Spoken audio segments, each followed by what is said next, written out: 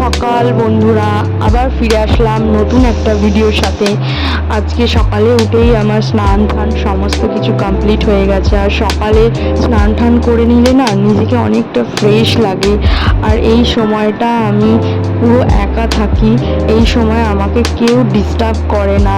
এই সময়টা আমি নিজের মতো করে কাটাই, নিজের মতো গান শুনি, ফোন ঘাঁটি, মানে এই সময়টা আমার একান্তই আমার। তো তারপরে দেখো আমি কবে বাপের বাড়ি গিয়েছিলাম জামাই ষষ্ঠীতে, সেই ব্যাগ জামা প্যান্ট নিয়ে গিয়েছিলাম। সেখান থেকে আমি আসার পর না কিছু করতেই ভালো লাগে না, আর যেমনকার ব্যাগ সেই তেমনই পড়ে আছে। তা আজকে মনে হলো যে না, ব্যাগটা পুরো ফাঁকা করে দিই, করে সমস্ত কিছু জামা প্যান্ট গুছিয়ে নিই।